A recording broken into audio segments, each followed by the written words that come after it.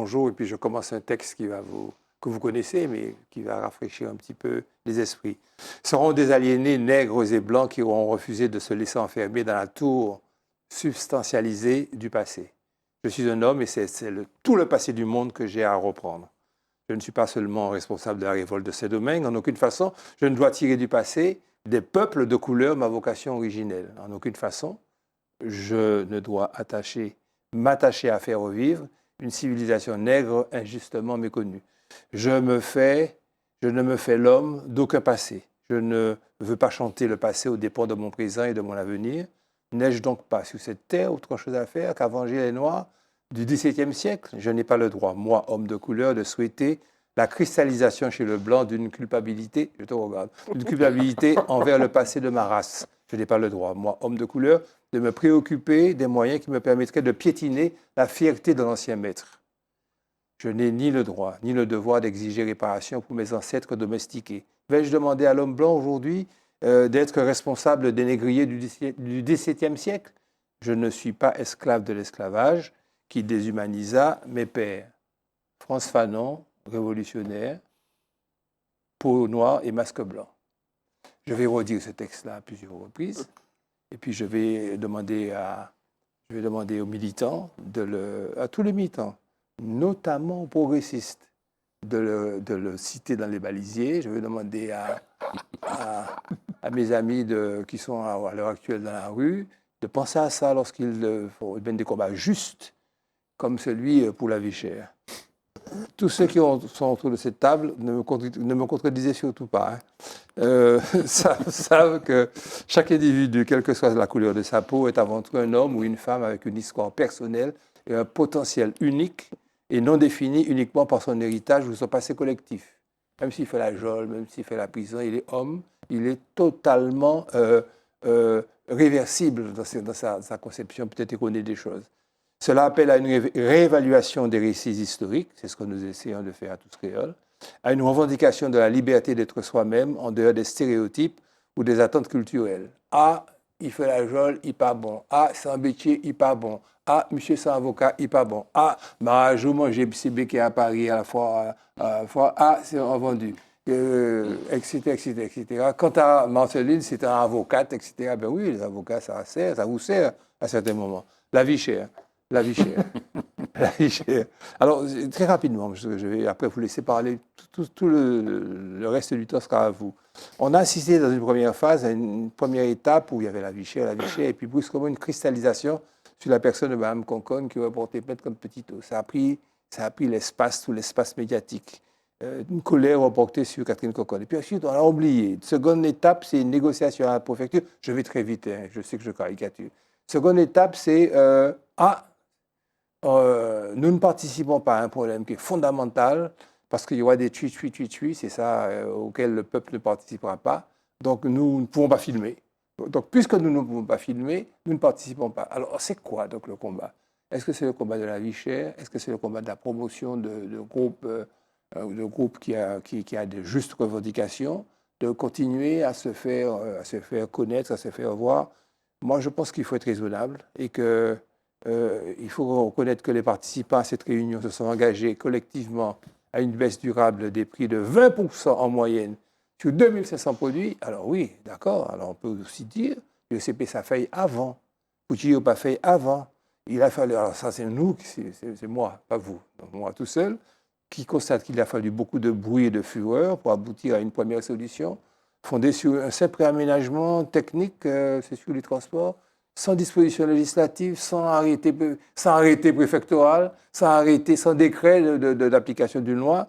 Je crois qu'il faudrait, messieurs, je ne vous donne pas de leçons, puisque nous sommes à ce niveau défini, on n'est pas comme vous dans la politique, les mains dans le cambouis. Mais il faut quand même envisager, comme nous l'avons fait pour nos différentes entreprises et charges que nous avons assumées dans notre vie, il faudrait que vous envisagiez de gérer ce petit pays-là avec plus d'efficacité et puis peut-être plus de gentillesse, d'aménité pour ceux qui souffrent. Jingle, actualité.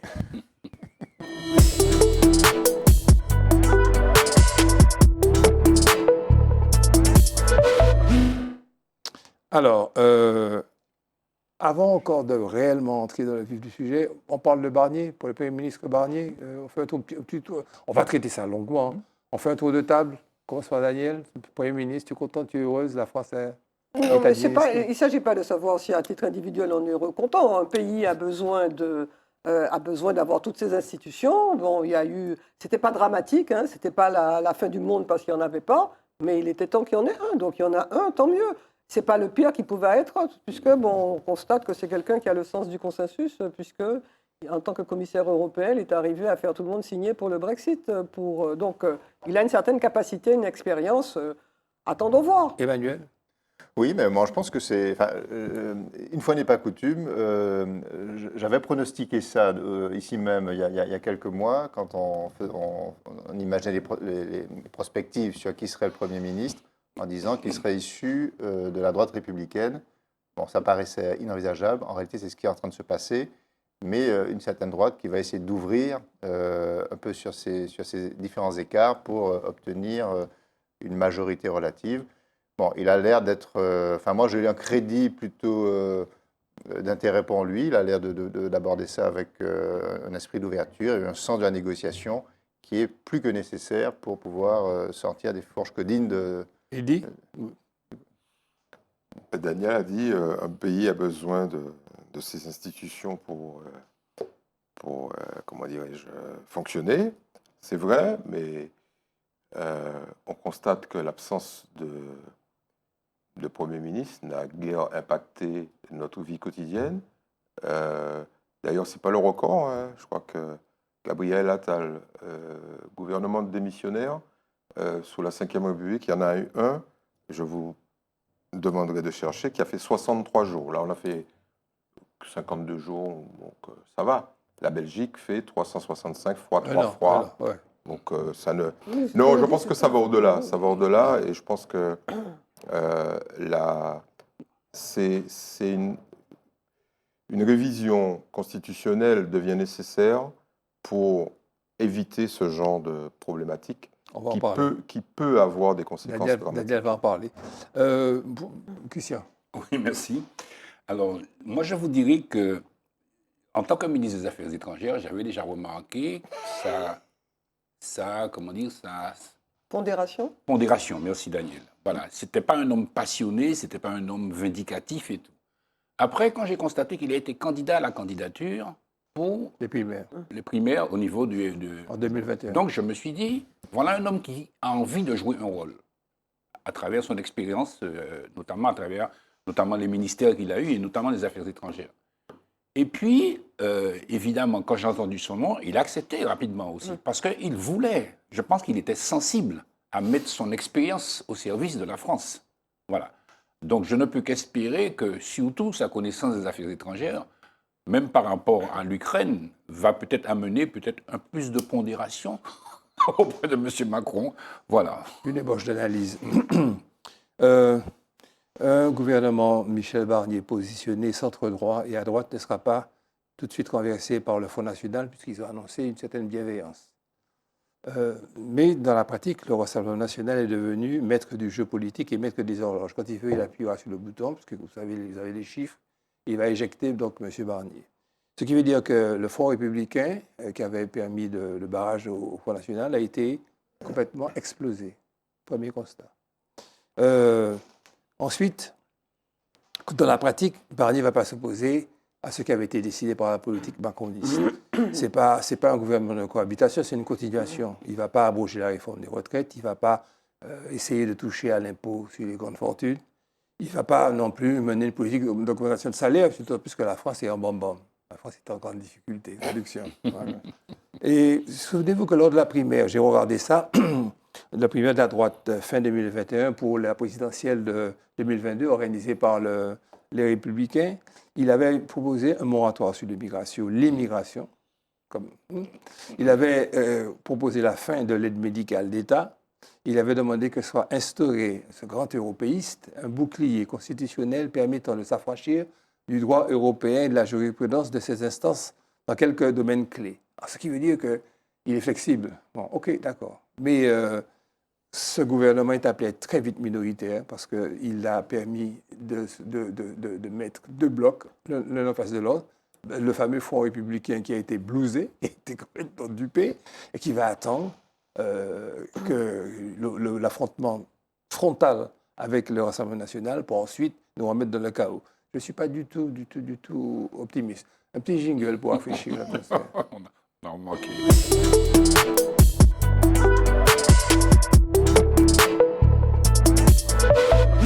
Sujet qui a été à quelque part entrevu dans la conversation préliminaire. Pour remédier à l'absence de majorité absolue au Parlement, à l'Assemblée nationale, il faut changer le mode de scrutin pour les prochaines élections législatives. Ça, c'est un grand monsieur, le professeur de droit public Guillaume Drago, qui le propose. Et naturellement, c'est Daniel, le conseiller, qui va traiter ça. Oui, alors effectivement, M. Drago, il est agrégé de droit public, il est spécialiste de la Constitution de 1958, il enseigne à l'université de Paris-Sorbonne Assas. Donc c'est quelqu'un qui... Et donc lui, il dit, d'abord, il rappelle quand même dans son article un certain nombre de choses, il rappelle que selon la Constitution, l'article 8, la Constitution dit le président nomme le Premier ministre. Donc, il n'y a rien dans la Constitution qui oblige le président à choisir le parti qui est arrivé en tête des élections comme Premier ministre. D'autant, rappelle-t-il, qu'à l'heure actuelle, dans l'Assemblée que nous avons, personne n'a la majorité absolue. Rappelons quand même, pour ceux qui nous écoutent, que le nouveau Front populaire a 193 voix, qu'ensemble, la majorité présidentielle a 166 voix, que le Rassemblement national et ses alliés a 142 voix, que l'Alliot en a 21 et que les Républicains en ont 47. Donc à l'heure actuelle, personne ne peut tout seul ni décider, ni renverser. Et donc, par conséquent, il faut forcément qu'il y s'allie avec d'autres. Et pourquoi, quand tu dis que le Front national sert d'arbitre, parce qu'effectivement, si le Front national, le Rassemblement national s'allie avec le nouveau Front populaire, ça fait plus que 289 voix. S'il s'allie avec ensemble, ça fait plus que 289 voix. Donc, c'est selon le côté où il va passer qu'il va y avoir une décision. Rappelons qu'il y a eu 35 motions de censure sur la précédente législature. Et que sur ces 35, le Rassemblement national en a voté 7 avec ce qui était à l'époque la NUPES. Et que la NUPES n'a voté aucune motion de censure présentée par le Rassemblement national. Donc il faudrait, pour renverser le gouvernement, que le Rassemblement national s'allie soit avec la NUPES. Donc, pour le moment, disons qu'il a une petite éclaircie. Parce que le Rassemblement national a dit qu'il ne va pas d'emblée voter une motion de censure. Revenons à l'article. L'article dit, pour éviter cette situation où on n'arrive pas à avoir une majorité, il propose de passer au scrutin uninominal à un tour, majoritaire à un tour. C'est-à-dire que dans le cas des c'est législatives qui sont concernées, dans le cas présent, premier tour des élections, ceux qui sont arrivés en tête, c'est eux qui sont élus. Pour lui, c'est une formule à l'anglaise et aussi un peu à l'américaine. Vous avez deux grands blocs, les républicains, les démocrates, les conservateurs et les travaillistes. Et il dit que cette solution permettrait d'avoir des majorités qui soient des majorités de stabilité. Alors, je rappelle que sans ce scrutin, c'est ce qui s'est passé pendant des décennies en France. Vous aviez la droite et la gauche qui avaient une majorité absolue. Quand ils gagnaient les élections, ils avaient une majorité absolue. La majorité relative, c'est quand même l'exception sur la Ve République. Et c'est ça qui pose problème. Et ensuite, je ne suis pas sûre que ça corresponde à la culture des Français, d'avoir ces blocs et de ne pas pouvoir choisir au premier tour. Parce que si on arrive à un résultat où il y a 193, 166, 142, c'est que les Français, dans leurs orientations, choisissent trois groupes, clairement, et non pas deux. Par ailleurs, ce système-là a vraiment l'inconvénient majeur de privilégier, de donner, alors qu'il peut y avoir très peu de différence de voix. Rappelons quand même qu'au niveau des présidentielles, la dernière fois, entre Mélenchon et Marine Le Pen, il y avait 450 000 voix de différence. Et donc, quand on donne la prime au premier sans deuxième tour, c'est favoriser, donner un pouvoir à un parti qui ne représente pas la majorité de la population. Ok. Donc, par conséquent, cette solution ne me paraît pas du tout adaptée à la situation de la France. Juste pour terminer, si nous avions ce système uninominal à un tour, c'est Ajor qui serait député. Ouais. C'est en appliquant tout simplement. Sans commentaire. Voilà. Kamala Harris, l'incarnation d'une nouvelle Amérique multiraciale, Emmanuel de Rhénal. Oui, alors bon, les élections battent leur plein aux États-Unis et la campagne bat son plein absolument. Les élections arrivent et cette campagne oppose deux candidats autour d'une vision de l'Amérique identitaire et communautaire. Et c'est en cela que l'Amérique est un pays étrange et très différent finalement de la France, puisque cette clé, et disons le mot, raciale, est au cœur de la vision que chacun des candidats porte sur son pays. C'est quand même une réalité. Et donc on a deux visions très différentes de l'Amérique sur cette clé identitaire, raciale, communautaire.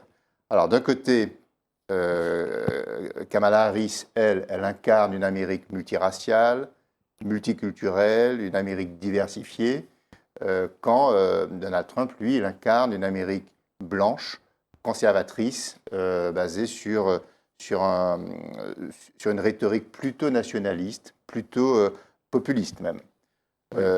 Kamala Harris, elle prône, on va dire, une vision plutôt inclusive, où il s'agit d'intégrer toutes les cultures d'un peuple, donc fabriquer une entité américaine à travers l'inclusion de différentes formes culturelles, quand Donald Trump, lui, il a plutôt un discours qui consiste à aller rechercher dans un passé une Amérique qui a été prospère et qui s'appuie sur les regrets d'une certaine population à avoir perdu ce qu'elle considère étant ses repères identitaires.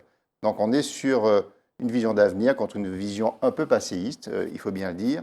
Mais surtout, ce qui est étrange et ce qui est étonnant, c'est la vigueur de ce débat, parce que quand on pose la vision d'un pays sur ces critères-là, eh bien on bascule très vite sur des conflits qui sont plutôt nauséabonds, parce qu'on bascule dans les travers racistes, et ça c'est le piège dans lequel cette grande démocratie peut tomber, avec des excès dans les deux sens. On parle des excès du wokisme d'un côté contre les excès du racisme de l'autre, et ça fracture un peuple sur une question qui est quand même difficile, d'autant plus étonnant que l'Amérique, quand on oublie Kamala Harris, quand on oublie Donald Trump, c'est un pays d'immigration, c'est un pays neuf qui ne se construit que sur l'intégration de racines diverses. Et c'est d'autant plus étrange qu'aujourd'hui, cette question fracture autant le peuple américain. Ça fait des années que je fais des émissions avec Eddie Marajo, à TV, Anco, et on arrive ici et il nous a répété dès le début, je me disais, mais qu'est-ce qu'il raconte là? Que ce qui se passe sera inéluctable, donc pour des raisons simplement démographiques.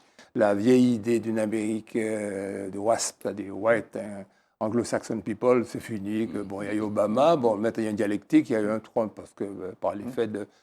Daniel l'a bien expliqué, l'effet de système électoral assez étrange, qui fait qu'on peut être élu avec moins de voix que son opposant démocrate, mais que c'est la fin d'une époque. L'ONU approuve son... Je te donne pas la parole, parce que j'ai parlé pour toi, Elie. L'ONU approuve son premier traité contre la cybercriminalité. C'est Christian qui va nous parler de ça. Oui, alors c'est vrai que la cybercriminalité, c'est quelque chose à l'ordre du jour, parce qu'on connaît bien évidemment les bons côtés de l'Internet, du numérique, mais on connaît aussi les mauvais côtés. Ouais. Rien pas jamais bon et pas à 100%. Et donc, il faut dire que la première initiative a été à Bucarest, à Budapest plutôt, en Hongrie, en 2001. Il y a eu une première convention qui avait été établie pour lutter contre la criminalité générée effectivement par les nouvelles technologies. Cette convention, elle était ouverte aux pays européens. Il s'agissait d'harmoniser les législations nationales, de renforcer la capacité de coopération et d'investigation internationale, nationale. Et le 8 août dernier, l'ONU, plus large, plus grand, regroupant plus de pays, a pris une résolution pour pouvoir approuver le premier traité contre la criminalité, la cybercriminalité. Donc, pour information, c'est, semble-t-il, la Russie en 2019 qui a proposé l'idée. Oui, c'est assez, sans c'est commentaire. paradoxal. Ouais. Sans commentaire. D'autre part, il faut savoir qu'il y a eu 3 ans de négociations, d'échanges de travail pour pouvoir aboutir à cette première convention. Donc, c'est pas rien. Il y a un comité intergouvernemental qui a été créé pour rédiger ce traité. Alors, on peut résumer, il faut traiter sur la situation de l'Internet, les débordements, la pornographie, la pédopornographie, les fraudes, les manipulations, le blanchiment d'argent, le narcotrafic, et puis ce que j'appelle la gangstérisation du monde, parce que c'est un terme aujourd'hui qui a son importance. Voilà. Donc, il y a une nécessité aujourd'hui de coopérer entre les États, et le texte qui a été adopté doit être soumis à l'Assemblée générale des Nations unies. Donc, ça n'est pas encore finalisé. Et pour terminer, je pourrais vous dire que, évidemment, rien ne fait l'unanimité. Oui, Tout le monde n'est pas d'accord. Ouais. Il y a effectivement les industries de la nouvelle technologique qui ne sont pas d'accord parce que ça reste leur marché. Mais plus subtilement, il y a aussi les organisations de défense des droits de l'homme qui considèrent qu'on peut mettre en place une surveillance internationale qui va priver les libertés et qui va peut-être renforcer les répressions, puisque aujourd'hui, dans des pays dits totalitaires, par exemple, si des journalistes, etc., vous voyez, sont en mesure d'être victimes de tout ça. Dernier élément, il y a une disposition que j'aimerais bien aimer, si vous voulez, c'est que le texte adopté prévoit qu'un État pourra enquêter sur tout crime passible d'au moins de 4 ans de prison dans sa loi nationale et demander à un autre État toute preuve électronique qui permet, lié au crime, de justifier le crime dans son pays. C'est ça. Donc il y a des échanges qui sont prévus à ce niveau. D'où le danger dénoncé. Parce qu'un État totalitaire qui a mis dans sa législation une répression contre ceux qui justement se battent, il va pouvoir utiliser cette loi à son profit. Donc c'est ça les dangers effectivement que soulignent effectivement les. Un jingle pour qu'on passe au gros nanan de cette émission, chapitre société.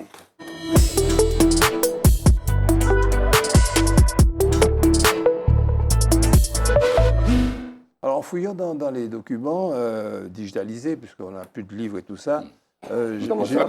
Je n'ai plus. Oui. Non, mais ils les a vendus. Oui. Non, maintenant, on les prend pour faire du barbecue, on les échine. L'économiste Joseph Stiglitz, lauréat du prix Nobel, critique depuis longtemps le néolibéralisme. Son dernier ouvrage, The Road to Freedom, la route vers la liberté, réhabilite le terme de liberté au profit des forces progressistes. J'ai pendant 3 jours suivi attentivement la Convention démocrate et c'était obsessionnel chez eux. Je dis, comment ça, des gens qui sont censés être la gauche, enfin, avec beaucoup de guillemets, parlaient systématiquement de liberté. Liberté de disposer de son corps, liberté de faire un choix, liberté d'entreprendre, liberté d'agir. Donc voilà, la gauche américaine représente la liberté et j'ai compris quelle est l'origine de leur idéologie, pas nouvelle, mais développe, prends ta place. Je m'adresse à Madame Marilus de Fond Cacao à Sainte-Marie. Toi, tu vas le faire mieux que moi. Voilà, je vais essayer de lui expliquer ça. Parce que il y a des types qui passent leur temps à réfléchir, des femmes et des hommes qui passent leur temps à réfléchir, et nous faisons peu cas de ce type de réflexion, alors que ça touche à notre quotidien. Et ce qui est intéressant dans la réflexion de Stiglitz, je rappelle qu'il est prix Nobel d'économie en 2001. Toujours. Donc, et qu'il n'a pas toujours été à gauche, puisqu'il était l'un des gouverneurs de la Banque mondiale.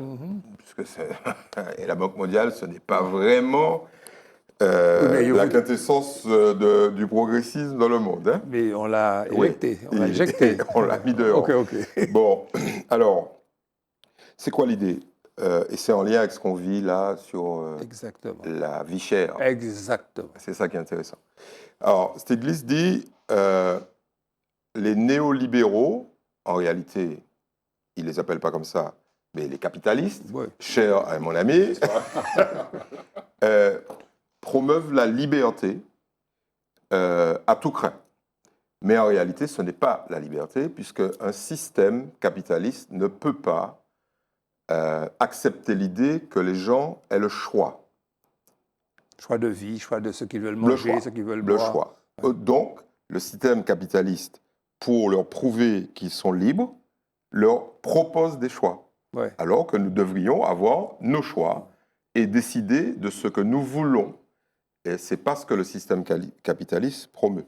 Donc, en fait, il procède dans son bouquin à une démolition. Alors, ce n'est pas le premier bouquin, hein. Ouais. En l'occurrence, une démolition méthodique du libéralisme sur le champ de la liberté. Ouais. Alors, je vais essayer d'être plus précis. En fait, cette liberté, c'est le culte du choix individuel.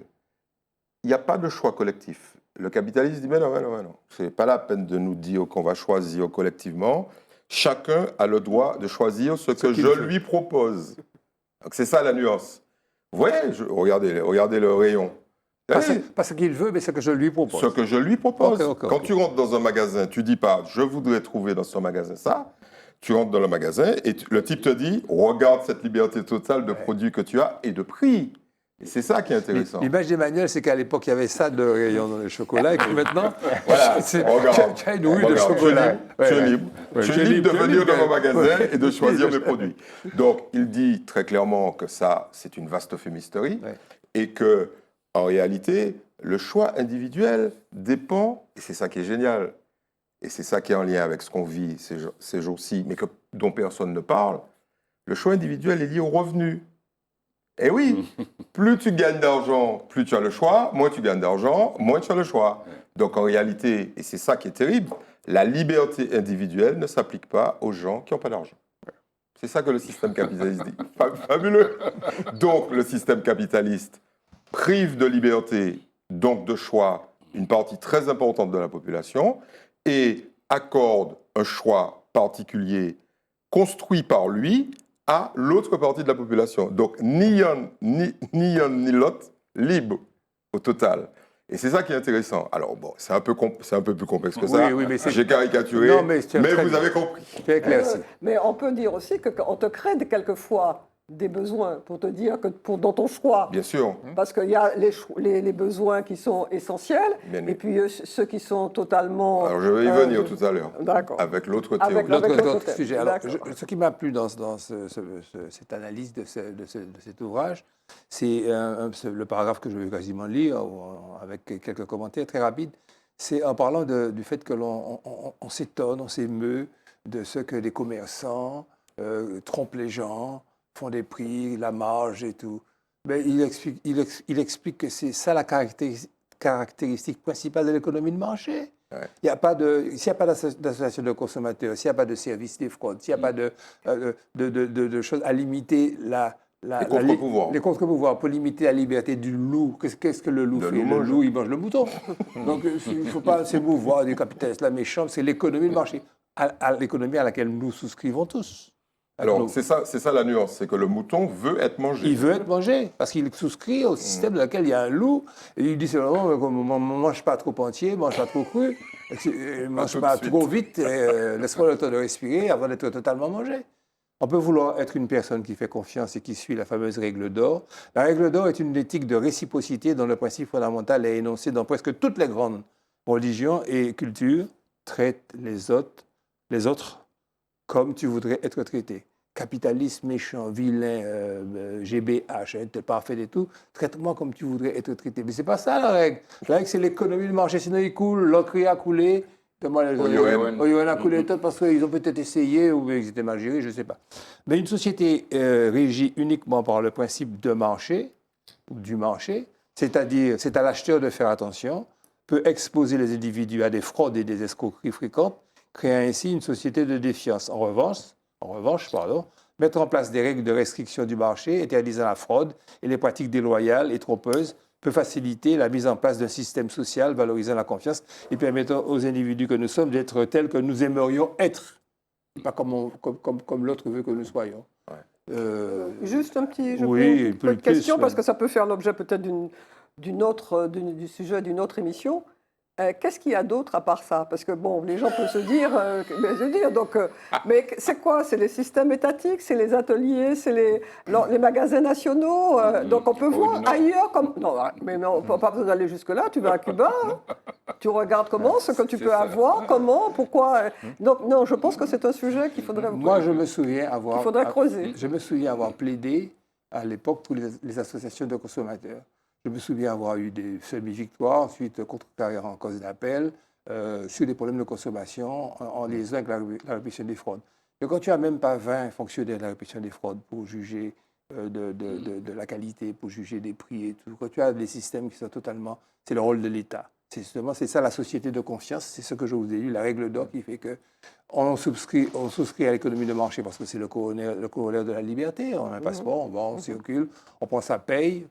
Mais alors, c'est le rôle des syndicats pour traiter du pouvoir d'achat. Ce sont des contre-pouvoirs. Ce sont les institutions qui doivent créer. On ne connaissait pas d'inventer, comme tu le dis, une économie cubaine ou c'est Capon fait ou Maduro, etc. On reste dans le système où on est, mais on bosse, on travaille. La réunion qui s'est faite à la préfecture hier soir, elle devrait être fréquente et permanente sans qu'il y ait des gens qui, dans la rue, se réunissent, hurlent, écrient.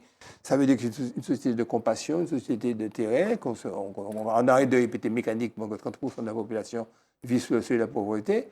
On compatit réellement à ce que... Je prêche là. Hein. J'arrête. Une petite précision quand même. Précise. Tu parles de contre-pouvoir et on parle des États. Le système capitaliste est tellement pernicieux qu'il a inclus la survie des États dans l'acceptation du système capitaliste, puisque la très grande majorité des ressources des États vient de la taxation du système capitaliste. Oui. C'est ça qui est terrible. Donc, l'exemple le plus parfait, c'est ce système abominable que les élus martiniquais veulent conserver, qui est celui de l'octroi de mer. En clair, plus tu bouffes, plus les prix sont chers, plus ça augmente, plus tu récoltes de l'octroi de mer. Donc, on ne peut pas croire, sincèrement, un homme politique martiniquais qui dit « il faut baisser les prix » sans entendre cette douce musique. Eh ben, si tu baisses les prix, frère, tes recettes d'octroi de mer vont baisser. Tu es prêt à l'accepter ou pas? Mais il y a d'autres possibilités. Lesquelles? Il y a d'autres possibilités. Lesquelles? Par exemple, TVA? Non, sur l'octroi de mer, tu peux baisser sur certains et augmenter sur d'autres Ça produits. s'appelle la péréquation. Et la péréquation, c'est une vaste blague, puisque qui va payer? Non, mais qui va payer? Parce que globalement, tu auras la même ponction. C'est la même ponction. L'être aux gens qui ne sont rien. Alors, parlez d'eux, c'est malheureux. Emmanuel de Rinaton, qui est un homme tout compatissant, un grand chrétien. Alors là, Gérard me confie un dossier un sujet de philosophie. Il aurait fallu 4 heures pour développer. Ah bon, parce que moi, t'as je vais distribuer les mauvaises notes. Arrêtez de vous plaindre. Et en public, en plus. Arrêtez de vous plaindre. Bon, parce que le point de départ, c'est un livre de Nicolas Gogol qui s'appelle Le Manteau et qui donc a fait un roman et qui dépeint la vie banale d'un individu. Ouais. Et puis, au fond, la question qui est posée, c'est quel est le sens de la vie?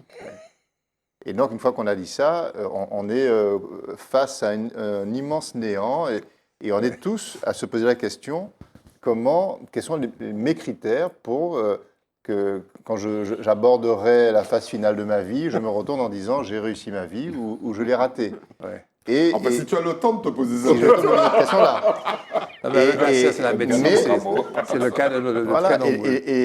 Et donc, il pose la question, enfin, le sujet pose la question du rythme dans lequel on mène sa vie aujourd'hui, et avec un regard qui est tout à fait vrai, qui est de dire la plupart des manières de vivre sont en fonction de stimuli extérieurs qui ne dépendent pas de nous, mais qui nous obligent à nous comparer à d'autres. Donc c'est cette espèce de grande compétition mondiale. On est en permanence à devoir se juger, à s'évaluer en fonction du regard de l'autre. Donc il y a une forme de dictature des regards de l'autre qui font qu'on se satisfait de la vie ou pas. Alors ça se matérialise par le nombre de likes que j'ai sur mon compte Facebook. Ouais. Ça se matérialise sur mon esprit de compétition où je dis si je ne parviens pas à aller à telle vitesse parce que mon voisin l'a atteint, j'ai raté ma vie. Et la totalité des aspects du quotidien aujourd'hui fabriquent des points de repère qui sont des points extérieurs et qui forcément génèrent des frustrations parce que cette dictature, elle nous rend en permanence insatisfaits. On a toujours envie, on n'est jamais satisfait quand on a atteint une limite, mais il y a la limite supérieure qui se met devant nous. Et donc on court après une espèce, un peu comme le hamster dans sa roue.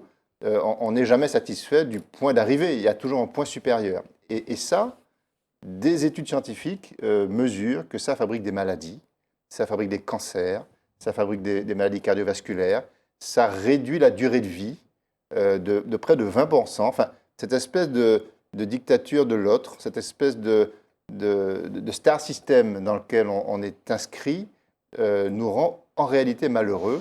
Et en fait, il y a aussi peut-être un lien à faire avec ce qui se passe en Afrique en ce moment. Mais pourquoi tu crois que je choisis Ouais, mais là, je le découvre en t'étonne pas. parlant. On est dans un système qui crée des insatisfactions et qui réveille des colères. Il y a des mais le monde est ainsi fait que si on veut absolument manger du Nutella, moi, je n'ai pas besoin de manger du Nutella fondamentalement, mais si on m'explique que le Nutella est essentiel pour moi, je serai un insatisfait parce que le Nutella ne sera pas accessible. On parlait de l'eau tout à l'heure. En effet, l'eau en bouteille est très chère. Il se trouve que moi, je ne bois que de l'eau du robinet. On est deux. Bon, donc, moi, je n'ai pas de malaise avec le problème de l'eau en réalité. Mais si effectivement on me convainc que l'eau en question est un scandale pour moi, je deviens insatisfait. Et en fait, on s'aperçoit qu'on est dans un système où on crée en permanence des insatisfactions. Et donc, voilà. Et donc, le sujet, c'est de dire comment s'affranchir de cette dictature des regards extérieurs pour retrouver un sens de la vie en fonction de soi. Alors, là, on rentre dans une dimension un peu philosophique. On parle de méditation, on parle de recentrage. À chacun sa technique. Mais en réalité, et je reviens sur Gogol, sur le manteau, réussir sa vie, ce n'est pas simplement d'être jugé par les autres, c'est simplement vivre intensément l'instant présent. Bouddha disait qu'il y avait deux temps totalement inutiles.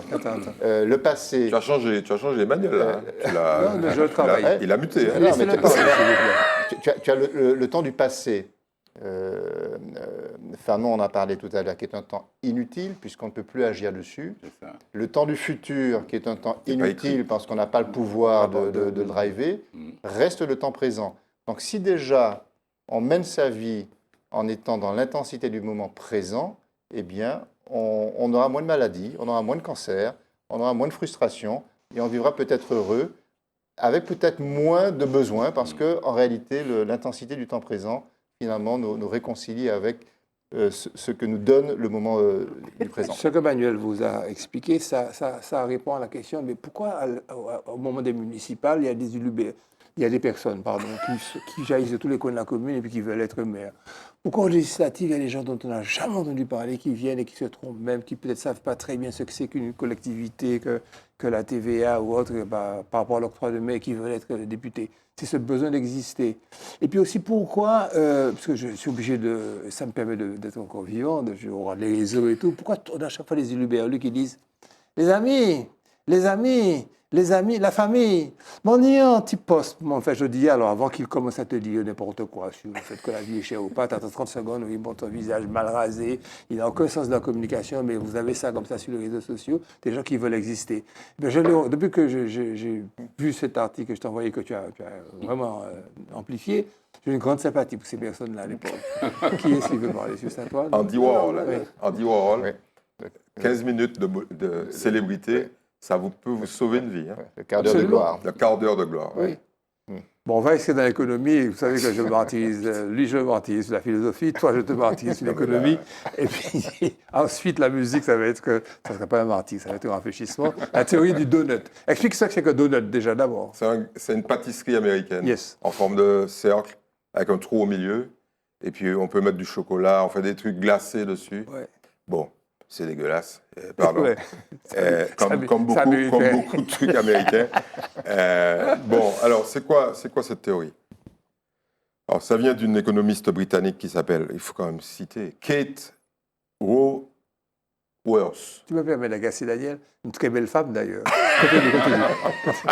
La plupart des économistes sont mignonnes. Ah bon. Alors, ça veut dire quoi? Alors, vous figurez le gâteau, là d'ailleurs, il y a une très belle image. Cercle, ouais. Et le gâteau, il est coupé en deux. Il y a un plancher et il y a un plafond. Ouais. OK? La théorie dit, voilà, nous devrions envisager la vie comme ça. Ouais. le plancher, c'est la satisfaction des besoins fondamentaux de la vie. Le logement, le travail, la santé, les transports, etc. Bon. Donc, une vie de bonheur, transposée par exemple à une ville où il fait bon vivre, le maire doit réfléchir à ça. Donc, il fait un socle.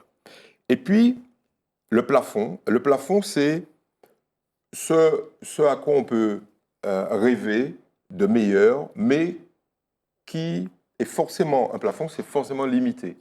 Ce sont les fameuses limites, si on élargit à la planète, les limites planétaires que l'humanité ne peut pas dépasser, sinon on remet en cause les équilibres écologiques de base. C'est ça qui est génial dans cette théorie, c'est de dire le plancher est lié au plafond. Alors que ce qu'on nous apprend, c'est mais non, ne te donne aucune limite. Il n'y a pas de plafond de verre. Vas-y, tu produis, fonce, développe, crois, etc. C'est un changement fondamental dans la réflexion et c'est un postulat d'équilibre. Tout est dans tout et chaque action la fameuse théorie du chaos, etc. Enfin, on mélange tout. Mais cette dame dit à ceux qui ont le pouvoir, imaginez l'organisation de votre vie collective, imaginez un discours à destination des individus qui ressemble à ça. Il faut absolument que les éléments de base soient fournis par vous, mais que dans cette volonté de croissance que vous avez en permanence et que dénonce Stiglitz il y a quelques minutes, vous sachiez que la remise en cause par cette espèce de croissance infinie, y compris sur le plan individuel, j'ai déjà 3 Bugatti, je veux 2 immeubles, je veux des enfants qui deviennent non pas médecins, mais chirurgiens, enfin, on monte. Ça a des conséquences à la fois sur le plancher que vous avez mis en place, mais sur la vie de la planète. Donc, en fait, c'est une ode à la modération, à l'équilibre, à la prudence et très clairement à une vie à laquelle nous avons déjà renoncé depuis très longtemps. Depuis très très longtemps. Et bon, tu disais que tu étais très pessimiste en parlant de Barnier. Quand on lit ça, ben, on se dit qu'on peut encore espérer si on change. Mais je rappelle que si le monde entier non occidental voulait avoir le même niveau de vie que le monde occidental, il faudrait un peu plus de 3 planètes. Ouais. Donc c'est mort. Okay.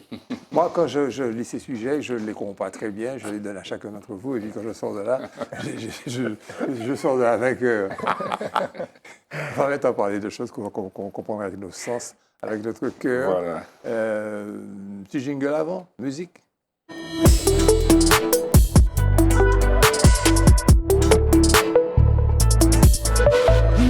Monsieur Haridi Boula, n'est-ce pas? Oui, j'ai choisi de vous parler d'Haridi Boula. C'est un artiste qui a une personnalité très singulière, qui a un itinéraire extraordinaire, et puis qui nous représente beaucoup dans le monde. Harry me dit qu'il a fait 5 fois le tour de la Terre. Mais il va en concert dans beaucoup de pays, tout à fait. Alors il a déjà fait 15 pays d'Afrique, et il me dit, mon ambition, c'est de faire toute l'Afrique. Il a déjà fait les USA, il a déjà fait le Portugal. Il revient du Cap-Vert et Harry, il a produit très modestement beaucoup de succès. Je vous propose d'en découvrir le premier avec Mise au point. C'est une proposition qui a un beau succès.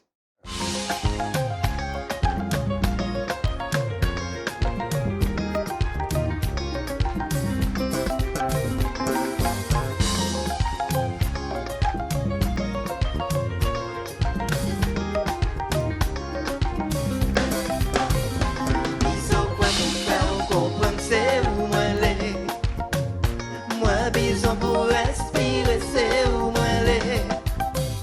Des petits mots pour faire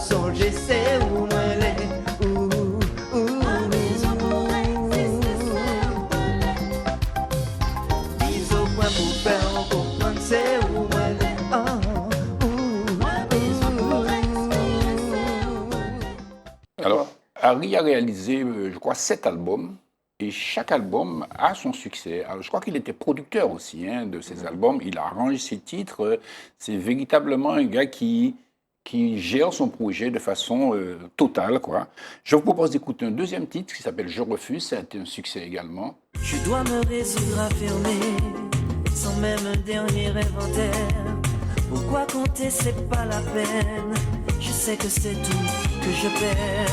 Mais que faire de la vie quand on n'a plus son âme, son esprit? Je devrais dire merci car c'est ainsi. À quoi ça me sert de gagner si on ne peut plus rien partager? Je refuse.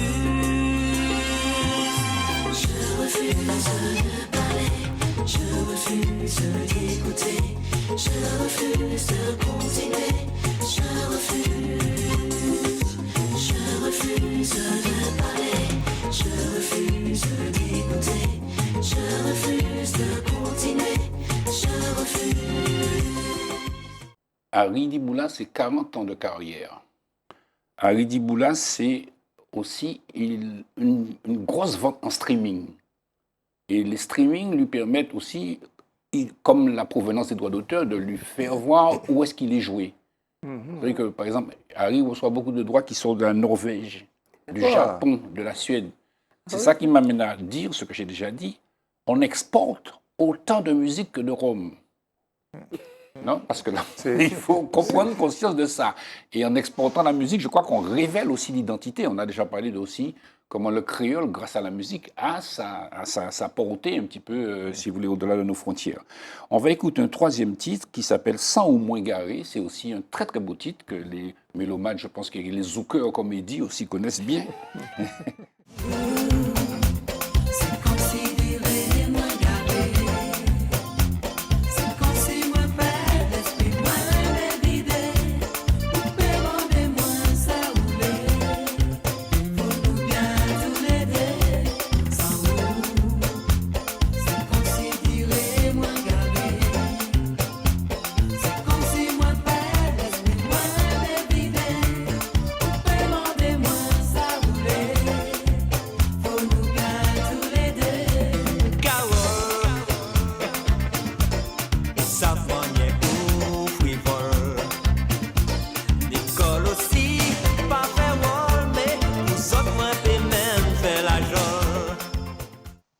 Alors, Harry me disait, mes parents voulaient que je joue au piano, mais je n'aimais pas le piano.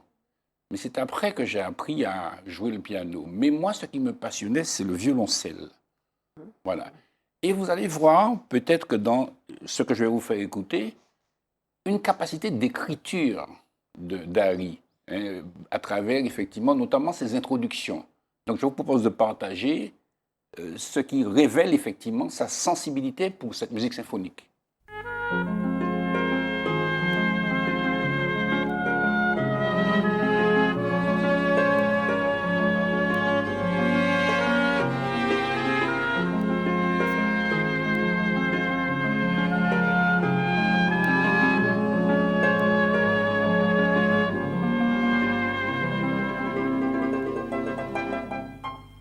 C'est un petit indicatif, mais si on va chercher le répertoire d'Harry, on verra que beaucoup de titres à lui ont cette espèce d'écriture symphonique. D'ailleurs, son rêve, c'est d'interpréter ces morceaux avec un orchestre symphonique. Et ce serait effectivement quelque chose de très intéressant. Alors, Harry regrette un petit peu, si vous voulez, il dit que la Martinique ne soutient pas sa musique. Il dit qu'il n'y a pas suffisamment de soutien parce qu'il a un sentiment, si vous voulez, d'être isolé, d'être seul. Alors, il porte des espoirs sur le conservatoire, il porte des espoirs sur, effectivement, une autre vision qu'on puisse avoir de la musique. Mais on va terminer avec son plus grand succès qui s'appelle « Tu me manques », qui a forcément marqué son itinéraire et qui lui a donné effectivement une image d'un compositeur original et profond. Nous a passé bon temps, ou t'y pas pris longtemps, mais ça difficile. Ménage en tête, moi, nettoyer l'esprit, moi, tout ça pensé.